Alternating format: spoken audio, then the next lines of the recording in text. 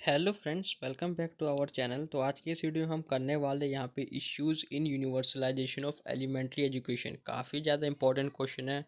कितनी बार एग्जाम में क्वेश्चन रिपीट हुआ है और यहाँ पे इस तरह से क्वेश्चन अक्सर पूछे जाते हैं। कभी यहाँ पे इश्यूज पूछ लेगा, कभी प्रॉब्लम्स पूछ लेगा, तो कभी यहाँ पे बोलेगा कि रोल के एसएसए का या आरटीई का यूनिवर्सलाइजेशन ऑफ एलिमेंट्री एजुकेशन के उद्देश्य प्राप्ति में। तो इस तरह के क्वेश्चन पूछे जाते हैं। मैंने काफ़ी क्वेश्चन यहाँ पे करा दिए हैं, प्लेलिस्ट में आपको मिल जाएगा या तो लिंक डिस्क्रिप्शन में भी आपको मिल जाएगा। तो चलिए हम देखते हैं यहाँ पे।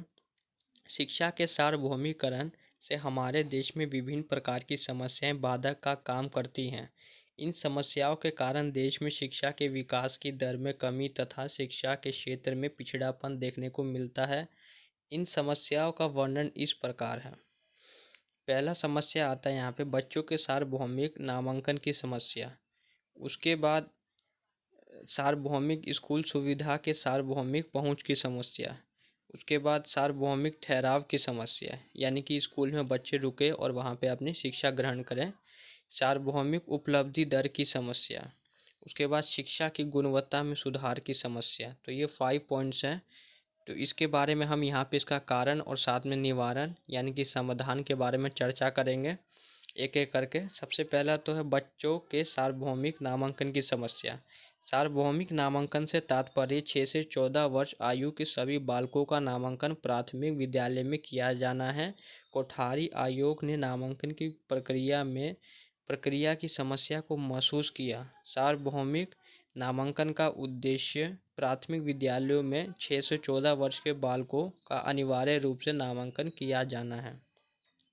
उसके बाद कोठारी आयोग के अनुसार सार्वभौमिक नामांकन से तात्पर्य प्राथमिक विद्यालयों में 6 से 14 वर्ष के बालकों हेतु अनिवार्य रूप से प्रवेश देकर शिक्षा के क्षेत्र में उत्पादकता को बढ़ाने से है। तो इसके कारण देखेंगे प्रबंधन तथा नेतृत्व में कमी, विद्यालय स्टाफ से संबंधित समस्या, शिक्षा की गुणवत्ता में कमी, पर्यावरणीय समस्या। इसका समाधान के बारे में देखेंगे। सरकार को विद्यालय के नेतृत्व तथा प्रबंधन में सुधार करना चाहिए। इसके लिए सरकार को विद्यालय में योग्य प्रबंधन को नियुक्त करना चाहिए। विद्यालय में योग्य शिक्षकों की संख्या को बढ़ाकर विद्यालय में नामांकन के सार्वभौमिकरण में तीव्रता लाई जा सकती है। यदि विद्यालय में शिक्षक नहीं होंगे तो विद्यालय में शिक्षण कार्य प्रभावित होगा। शिक्षण की गुणवत्ता में सुधार करके हम सार्वभौमिक नामांकन को बढ़ा सकते हैं। विद्यालय में शिक्षा की गुणवत्ता अगर उत्तम है तो विद्यालय में बालक अधिक से अधिक प्रवेश लेंगे।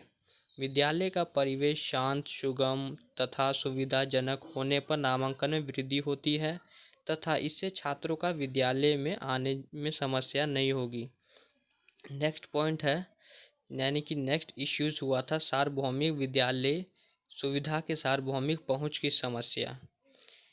देखेंगे लिखा हो शिक्षा से संबंधित सभी सुविधाओं को सार्वभौमिक बनाई जाए ताकि सभी सुविधाएं बालकों को प्रदान कर जीवन के अवसर समान रूप से प्रदान किए जा सकें। उसके बाद इसके कारण देखेंगे विद्यालय अधिक दूर होने पर छात्रों को विद्यालय पहुंचने में समस्या होती है।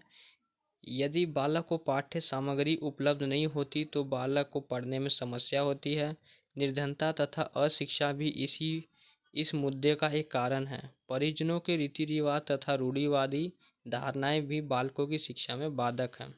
समाधान है, इस समस्या के समाधान हेतु सरकार को गरीब वर्ग के बालकों को समान शिक्षण सामग्री, समान शिक्षण संस्थानों की सुविधा उपलब्ध करानी चाहिए। साथ ही साथ प्रति 1 किलोमीटर पर एक प्राथमिक विद्यालय स्थापित करना चाहिए। नेक्स्ट है यहाँ पे सार्वभौमिक ठहराव की समस्या। यह सार्वभौमिक उपलब्धता की प्राथमिक अवस्था है और यहाँ पे ठहराव को हम प्रतिधारण भी बोल सकते हैं। तो दोनों का मतलब एक ही होता है। उसके बाद लिखा हुआ लेकिन बालकों द्वारा विद्यालय छोड़ देने पर अथवा शिक्षण कार्यक्रम में भागीदारी न दिखाने से इस लक्ष्य के प्राप्त होने में बाधा उत्पन्न होती है। और उसके कारण देखेंगे अधिकतर गरीबी परिवारों के बच्चे गरीबी अशिक्षा के कारण विद्यालय नहीं जा पाते हैं। अगर उनका प्रवेश करवाया भी जाता है तो वे कहीं ना कहीं मजदूरी करने के कारण विद्यालय बीच में ही छोड़ देते हैं। कुछ छात्र विद्यालय में आ तो जाते हैं लेकिन वहाँ के खर्चे सही से वहन नहीं कर पाने पर वे विद्यालय को बीच में ही छोड़ देते हैं। इसका समाधान है, ऐसे छात्रों हेतु सरकार को तथा शिक्षण संस्थानों को शिक्षण सामग्री मुफ्त में उपलब्ध करानी चाहिए। शिक्षण संस्थानों को इनकी समस्याओं को मनोवैज्ञानिक तरीके से सुलझाने चाहिए।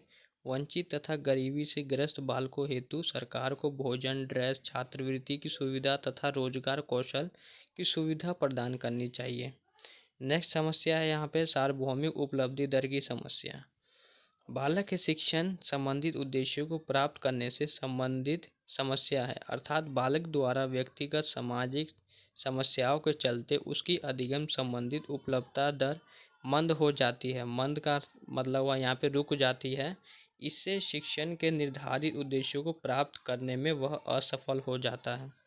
कारण है इसका गरीबी, परिजनों की अशिक्षा, शिक्षण सामग्री की कमी, विद्यालयों की स्थिति, आर्थिक मुद्दों, सामाजिक रूढ़िवादिता, जिसके कारण छात्र शिक्षण के उद्देश्य को प्राप्ति में समस्या का सामना करते हैं। समाधान है, सरकार को इन्हें आर्थिक रूप से सहायता प्रदान की जानी चाहिए।